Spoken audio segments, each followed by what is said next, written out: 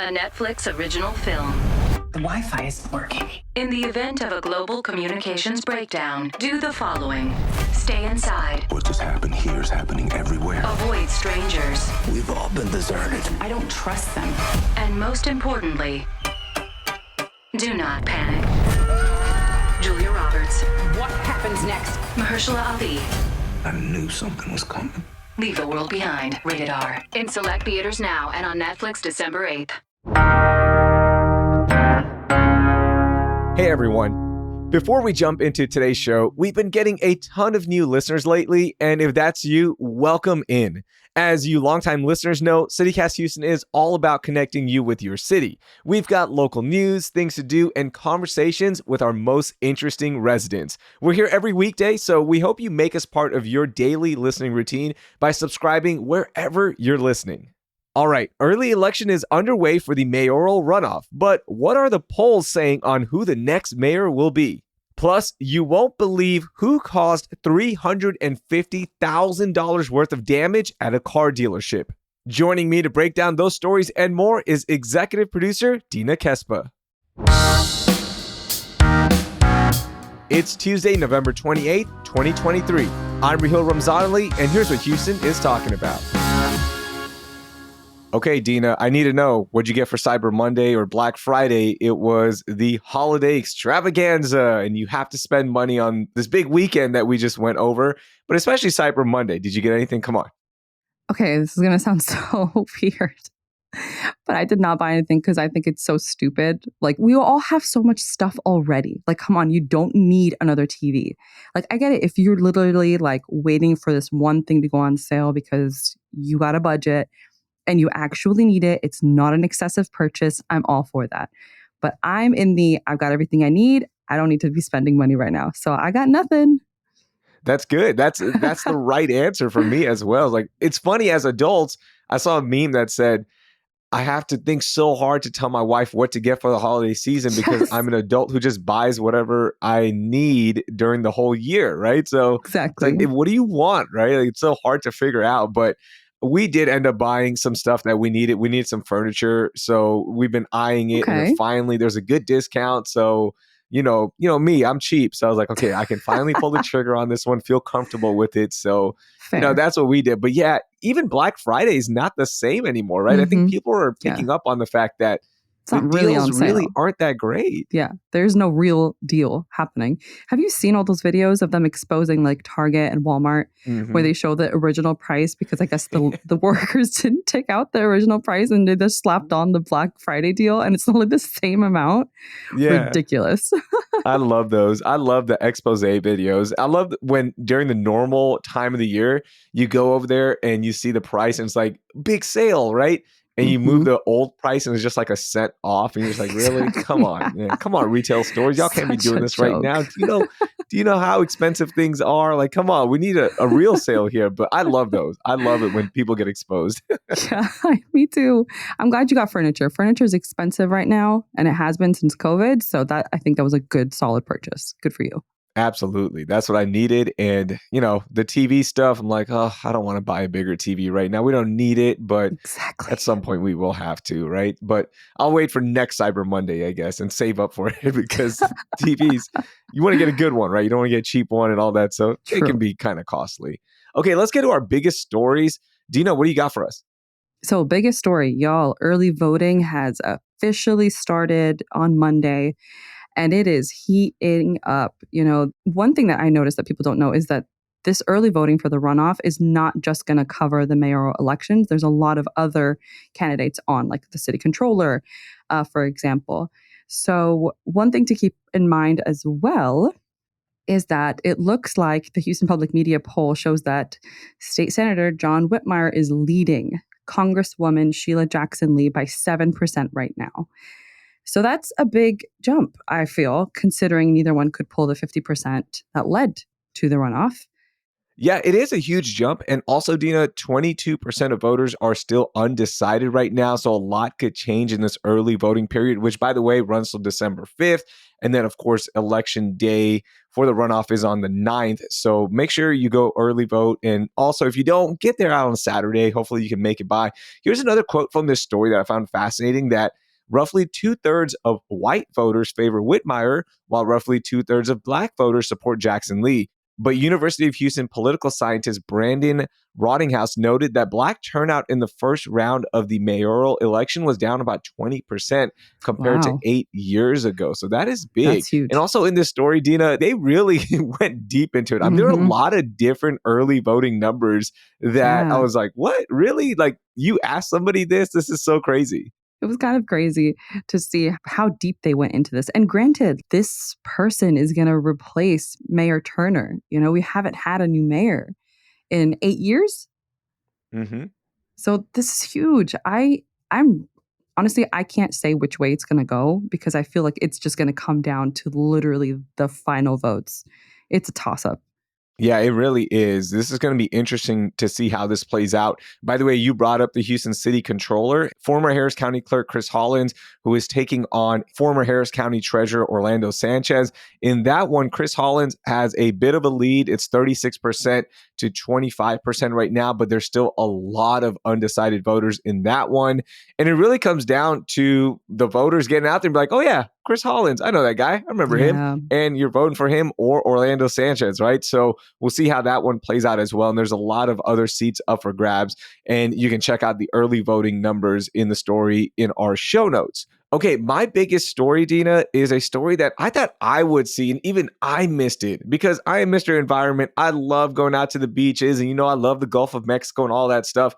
But there was a huge oil spill, which was 1/10 the size of the Exxon Valdez oil spill, which of course affected so much wildlife and oil production. Now, I know this isn't impacting Houston specifically, but it is our region. The Mhm. U.S. Coast Guard said Monday a pipeline was shut down on November 16th after it likely discharged an estimated 1.1 million gallons of Oh my oil into the Gulf of God. Mexico. Oh my What? God. The pipeline operated by Houston-based Third Coast Infrastructure is believed to be the source of the spill, which has forced Houston area oil companies such as Oxy, Talos, W&T Energy, all of these other companies to halt production as well. And that is ginormous because around 61,000 barrels of daily oil production have been shut in until the source of the spill can be confirmed and addressed. And we didn't even hear about this. How crazy is that, Dina? That is wild. That is so wild. I mean, one thing that I did see is that they said, thanks to the rough waters in the Gulf of Mexico, that most of the oil appears to have been dissipated and evaporated. And they said in a press conference that, there are no reports of shoreline impacts, but still, like, sure, maybe the shoreline hasn't been impacted, but you're going to tell me that there isn't this big impact on our wildlife, on the animals that are in the water. Yeah. I don't know. Especially as 1.1 That's million insane. gallons. Like, I can't That's compare it, right? Like, I insane. don't know how much oil that is, but that sounds like a lot. Okay. I'm just going to be obvious here. Like, Right? 1.1 million gallons just in the Yeah. Gulf of Mexico. And it was just another story. Like, people are just like, oh, yeah, it's just another oil spill. That's just part of it. Ugh. It kind of sucks that that's how it's now. Like, we've been conditioned to just kind of get used to, be it an oil spill or let's say a plant caught fire. We're just like, oh, that's just, another chemical plant is on fire. Well, Mm-hmm. it happens. Oh, oil spill, it happens. That's Oh. so sad. So sad. It is so sad. Okay, we'll keep you up to date on that one as we hear more about it. But I want to do some rapid fire stories here, Dina. Keith Lee, we've been talking about him. My We man. asked Brooke for her recommendations about like where he should go because he put out an open call. Where are we going to go, guys? Give me some spots. If you don't know Keith Lee, he's a TikTok food reviewer, former MMA fighter. He's a fascinating guy. And there is something called the Keith Lee effect, which I love. It's that anytime he reviews a restaurant positively, that restaurant is sold out. People are lining up, and it really helps these mom and pop stores. So there's a really cool thing that he does, right? Mhm. He's here in Houston, Dina, and he I has know. reviewed his first 2 restaurants. What? Did you watch them? It was crazy. Yeah, I just love him. He's just so himself, right? Like And he's not trying honest, to he's be real. Yeah. somebody else. He's not trying to be fake about it. It's just him. And like all his flaws are left in the video. I love him. He's just so nice and his impact can't be overstated. I just think he's doing something great. Even when he like critiques Mhm. a restaurant, right? Even when he gives that feedback, he's kind about it. He's like, look, this is just too much salt. And that's what he said about one of the restaurants that he went to, where Yeah. he's like, all I taste is salt and garlic. Like, that's it. But he's nice about it. Yeah. And I He caught respect a that. lot of heat for the Atlanta restaurants because there was some drama behind it. I But know. even when he had bad experiences, Dina, he was like, look, this was my experience. Don't let it stop you from going to this restaurant. This is just what I went through. And, Mhm. here's how it went down. And he explained everything, which I love. Like he's being honest about it. And some people are like, why are you giving negative reviews? Well, don't have bad That's, experiences then, right? Like treat yeah. everyone the same.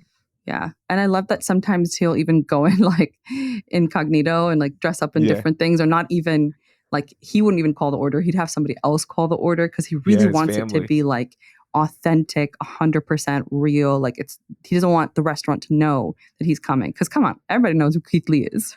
Yeah, and it could change the outcome of your restaurant in your future, right? Like if he gives you a great 100%. review. So the two restaurants that he reviewed were Stick Talk in Midtown, and then also the Southern Spot Butter Funk Kitchen. I haven't been to either of those, so that's what this is about, right? Like bringing Mhm. more awareness to restaurants that are working, they're grinding, and we just haven't heard about them. And they did well, Dina. Both restaurants did okay. They did. I mean, yeah, decent. Stick Talk. I think that was the one that got a little bit of like, it's salty and that's all right. He was kind about it.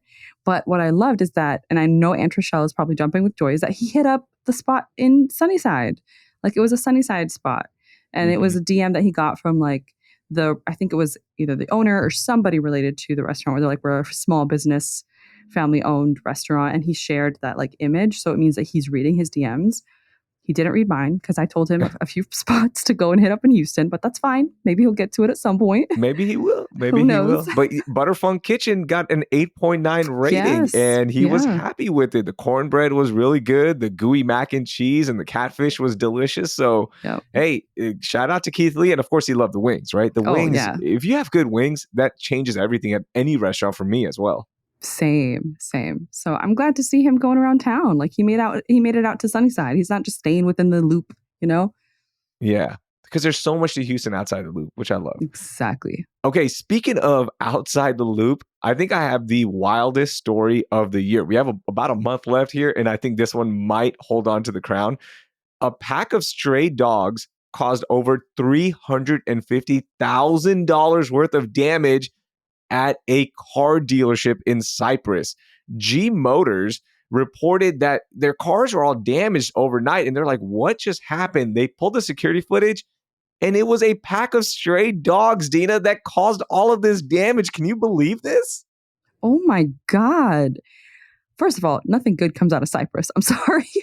Oh, come on. Cypress is catching bullets today. What are we doing? Maybe because I'm just like anti-Cyprus, but I've never seen a good story out of Cyprus. Second of all, what Man. the frig? How many dogs were they? I couldn't tell, but it looked to be like 3 to 5 dogs. It was a pack because the video Whoa. changes so much. But these dogs started attacking these cars because supposedly there was a cat underneath them. Oh my Oh God. my, what? Like come on. Now, the crazy part of all of this is the damage has been done, right? I'm sure the insurance, they'll figure it out and all that, but the dealership can't really do anything about it. Like they can't file a report with HPD because authorities told them that the damages my amount to a God. civil offense and nothing can be done because nobody was injured by the dogs. Only cars were. So like the dealership is just left with no solutions either. Can you believe that? Oh my God. Also, like, what are they going to do? Try to charge a bunch of dogs? Like, who's going to hold them accountable? Like, where did these stray Yeah. dogs come from? Like, I don't know. Yeah, I guess if you find who the owner previously was, or if you can trace them back to somebody, or they could be dogs that are left outside and, some owners are bad owners and they don't care if That's their dogs true. run amok and then come back in the morning or whatever. So That's true. yeah, I mean, this is just the wildest story. $350,000 worth of damage. Now, my question to you is, would you buy a car that's been attacked by a pack of stray dogs? Because that's pretty cool. Hell no. I think that's, I want a discount, right? Like, No. hey, look, the whole bumper's missing because a For pack of stray real. dogs attacked it. I want that car. That's pretty cool. Oh my God. I have to say, and I feel bad for saying this because I know there was a lot of damage, but I'm kind of glad it didn't happen to some like random, person, like a mom or a dad or somebody just Yeah. like random, like in the city.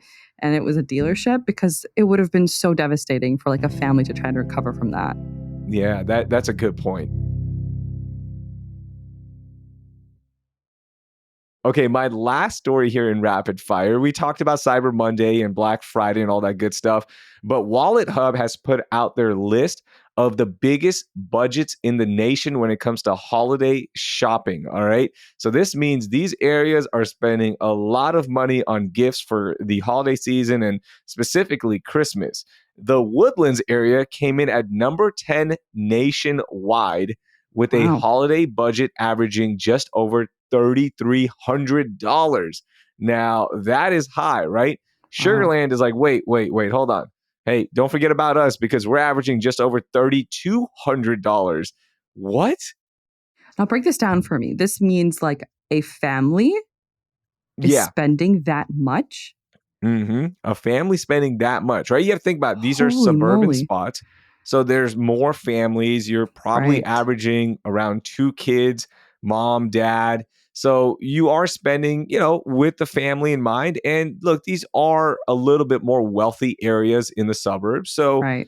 like the average income is higher as well. So the budget's probably a little bit higher. Now, the city of Houston came in with a holiday budget of about $1,300. And it actually went up from the previous $890. So, it is going up a little bit for Houston as well.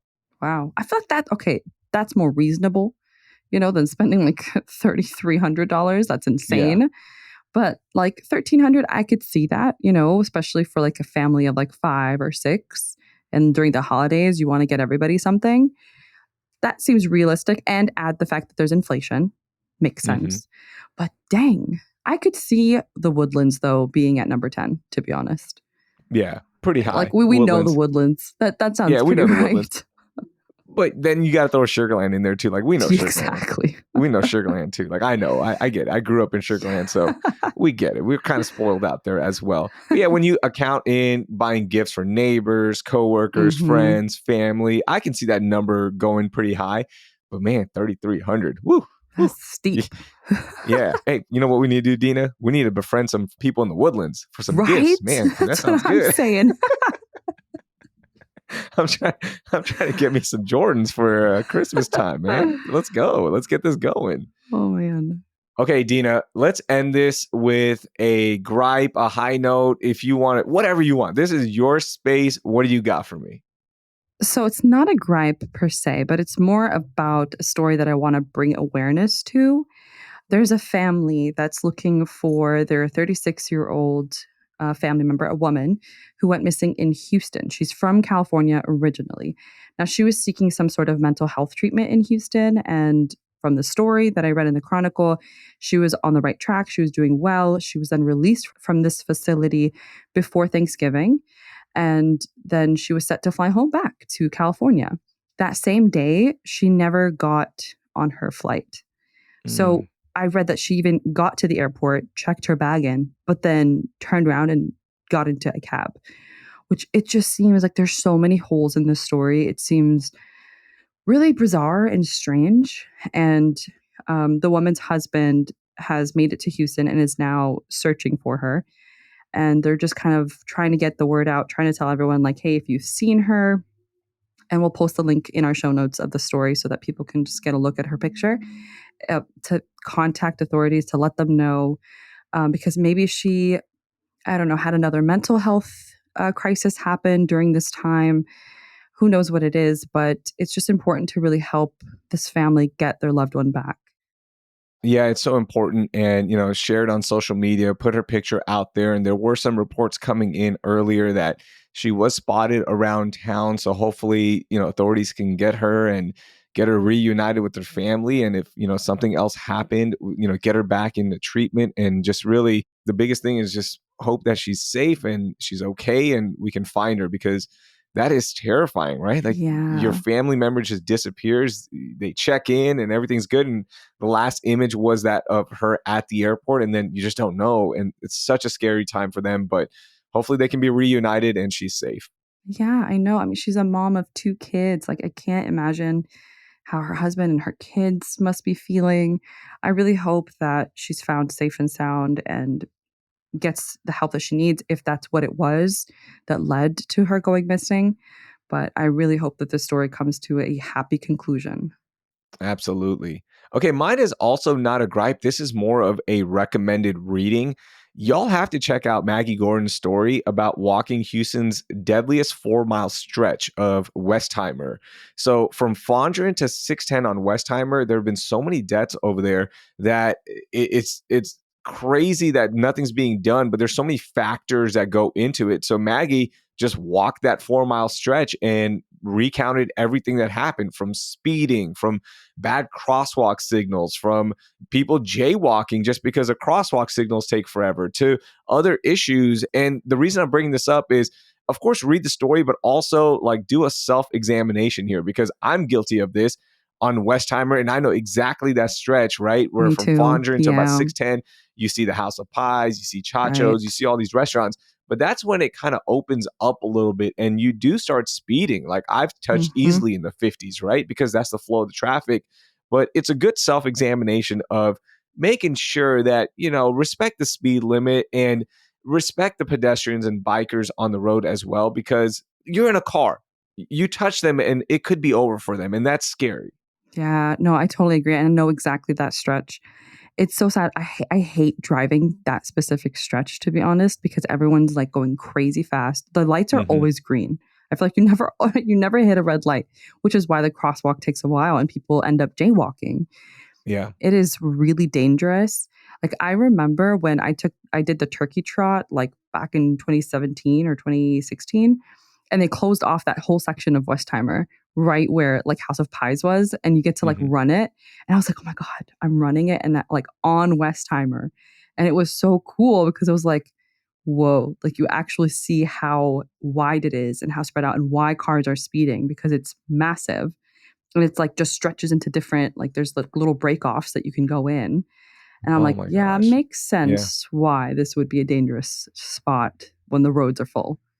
Yeah, and I don't think people recognize how many people live off of this section of Westheimer, right? Because you Yes. see all the shopping centers, you see all the stores and restaurants, but as you mentioned, just like one street over, you've got Bunch of huge apartments. apartment complexes, Yeah, you've got houses, you've got neighborhoods, and exactly. they're all moving around. So yeah, just be safe out there and, self-examination. Check yourself as well. Don't speed in those areas. Don't speed anywhere if you don't have to, please. But especially on these roads where there's so many pedestrians and bikers, we have to take care of each other.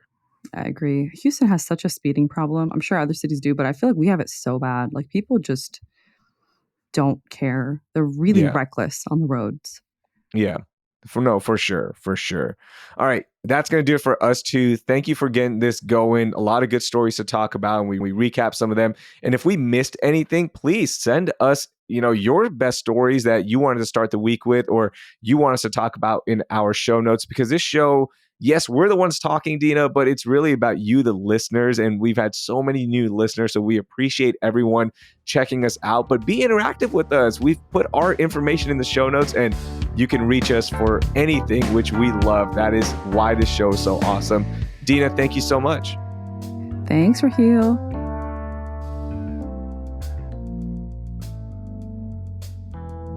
Big thanks to my executive producer, Dina Kesbeh, for joining me.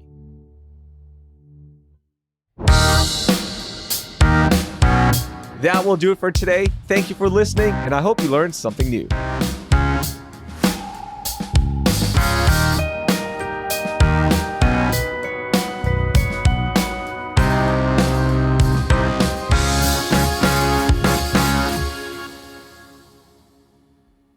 Don't use that as a blooper, please.